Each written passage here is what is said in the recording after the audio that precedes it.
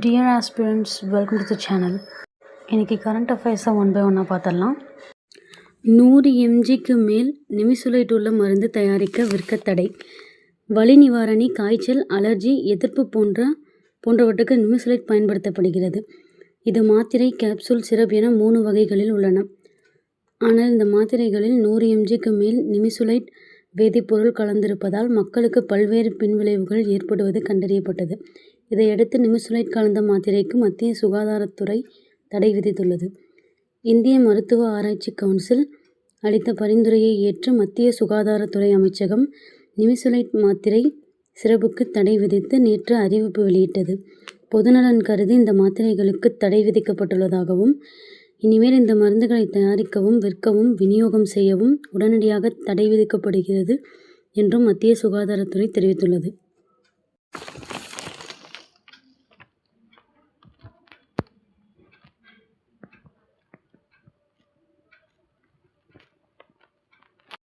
TV, case அடுப்புக்கு star rating கட்டாயம். TV, case அடுப்பு உள்ளிட்ட பொருட்களுக்கு இன்று முதல் எரிசக்தி சிக்கனம் தொடர்பான ஸ்டார் ரேட்டிங் கட்டாயம் என மத்திய அரசு அறிவித்துள்ளது. மத்திய அரசு ஏற்கனவே AC, water heater, ceiling fan, washing machine, LED bulb உள்ளிட்ட பொருட்களுக்கு எரிசக்தி சிக்கனம் தொடர்பான ஸ்டார் ரேட்டிங் கட்டாயம் என அறிவித்துள்ளது. இந்நிலையில் fridge, TV, LPG gas stove, cooling tower, chiller உள்ளிட்ட பொருட்களுக்கு இன்று முதல் ஸ்டார் ரேட்டிங் கட்டாயம் என மத்திய அரசு தற்போது அறிவித்துள்ளது.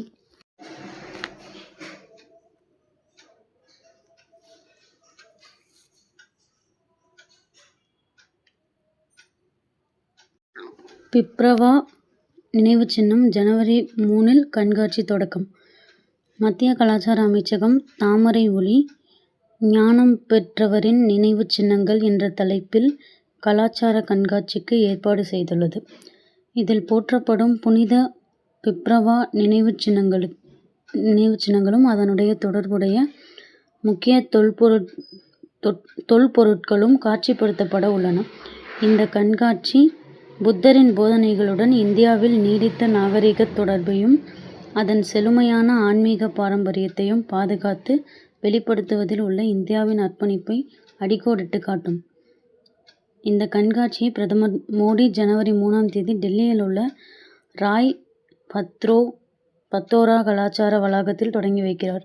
இந்த கண்காட்சியில் காட்சிப்படுத்தப்படும் நினைவு சின்னங்களில் மகத்தான வரலாற்று, தொல்லியல் மற்றும் ஆன்மீக முக்கியத்துவம் வாய்ந்த திரும்ப தாயகம் கொண்டு வரப்பட்ட புனித நினைவு சின்னங்களும் அடங்கும்.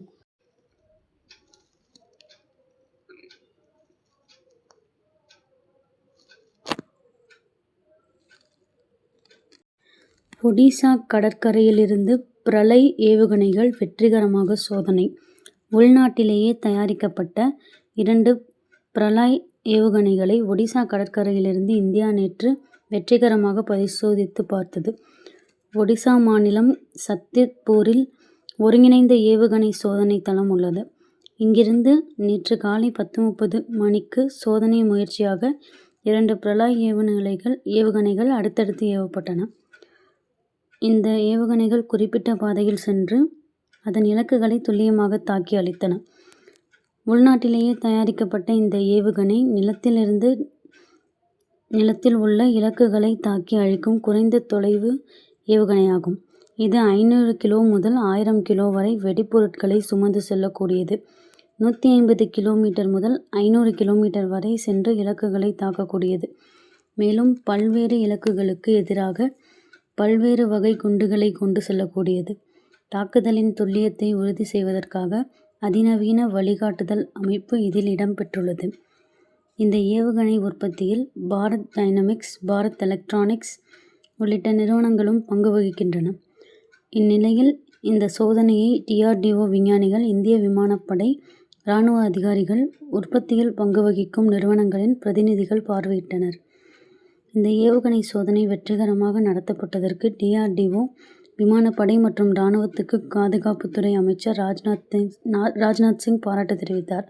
இந்த சோதனையின் மூலம் ஏவுகணையின் நம்பகத்தன்மை உறுதி செய்யப்பட உள்ளதாக அவர் கூறினார்.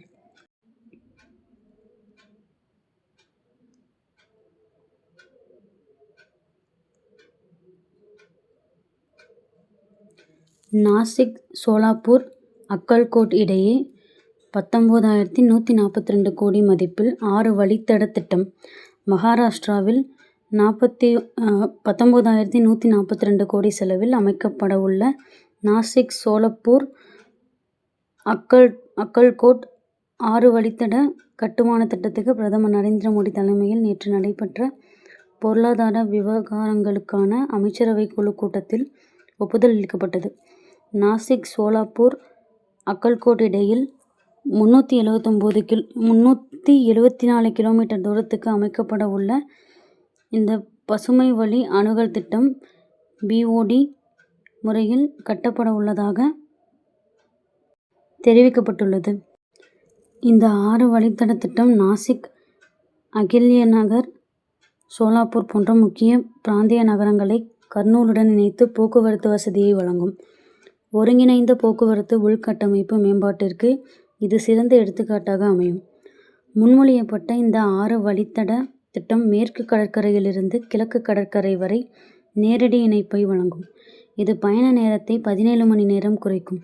பயண தூரத்தை 201 கிலோமீட்டர் குறைக்கும். சென்னை துறைமுக முனையத்திலிருந்து திருவள்ளூர், ரேணிகுண்டா, கடப்பா மற்றும் கர்னூல் வழியாக ஹசாப்பூர், மகாராஷ்டிரா எல்லை வரை 4 வழி சாலைகள் 700 கிலோமீட்டர் நீளம் ஏற்கனவே கட்டுமானத்தில் உள்ளன என்பது குறிப்பிடத்தக்கது.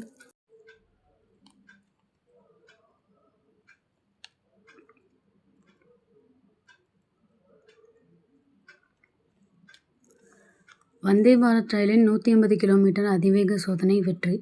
ரயில்வே பாதுகாப்பு ஆணையரின் மேற்பார்வையின் கீழ் உள்நாட்டிலேயே வடிவமைக்கப்பட்ட படுக்கை வசதி கொண்ட வந்தே பாரத் ரயிலின் 180 கிலோமீட்டர் அதிவேக சோதனை ஓட்டம் வெற்றிகரமாக நிறைவு செய்யப்பட்டுள்ளது.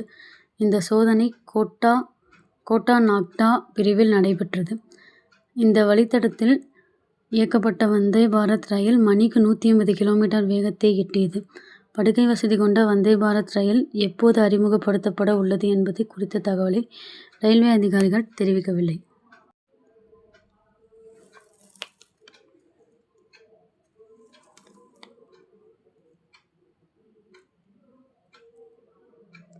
ஸ்ரீஹரிகோட்டாவில் SSLV ராக்கெட்டின் 3ஆம் கட்ட இயந்திரம் வெற்றிகர பரிசோதனை. சிறிய ரக செயற்கைக்கோள்களை விண்ணில் ஏவுவதற்காக SSLV ராக்கெட் உருவாக்கப்பட்டது. இதில் 3ஆம் கட்ட இயந்திரம் தற்போது மேம்படுத்தப்பட்டுள்ளது. திட எரிபொருளில் இயங்கும் இந்த இயந்திரம் ஆந்திராவின் ஸ்ரீஹரிகோட்டாவில் உள்ள சதீஷ் தவான் விண்வெளி மையத்தில் நேற்று முன்தினம் வெற்றிகரமாக பரிசோதனை செய்யப்பட்டது. இந்த திட எரிபொருள் இயந்திரம் ராக்கெட்டுக்கு வினாடிக்கு 4 கிலோமீட்டர் வேகத்தை கொடுக்கும். SSLV ராக்கெட் திறம்பட செயல்படும் வகையில் இதன் 3ஆம் கட்ட இயந்திரத்தில் உள்ள இக்னைட்டர், கூம்பு குழாய்கள் ஆகியவற்றின் வடிவம் மேம்படுத்தப்பட்டுள்ளது. இந்த பரிசோதனை 108 வினாடிகள் நடைபெற்றது. இந்த சோதனை வெற்றிகரமாக அமைந்ததன் மூலம் மேம்படுத்தப்பட்ட 3ஆம் கட்ட இயந்திரம் ராக்கெட்டில் பொருத்த தகுதி பெற்றுள்ளது. ஸ்ரீஹரிகோட்டாவில் கடந்த ஆண்டு ஜூலை மாதம் திட எரிபொருள் இயந்திரம் தயாரிப்பு மையம் தொடங்கப்பட்டுள்ளது. உள்நாட்டு தொழில்நுட்பம் மூலம் 10 டன் எடையுள்ள திட எரிபொருள் கலவை இயந்திரம் சதீஷ் தவான் விண்வெளி மையத்தில் தொடங்கப்பட்டுள்ளது. இது உலகின் பெரிய திட எரிபொருள் கலவை இயந்திரமாகும். சதீஷ் தவான் விண்வெளி மையத்தில் அமைந்துள்ள திட எரிபொருள் இயந்திர தயாரிப்பு மையம் மற்றும் பரிசோதனை மையம் மூலம் ஸ்டார்ட் அப் நிறுவனம் முதல் முறையாக ஏவவுள்ள முதல் ராக்கெட்டின் திட எரிபொருள் மோட்டார் வெற்றிகரமாக பரிசோதிக்கப்பட்டுள்ளது.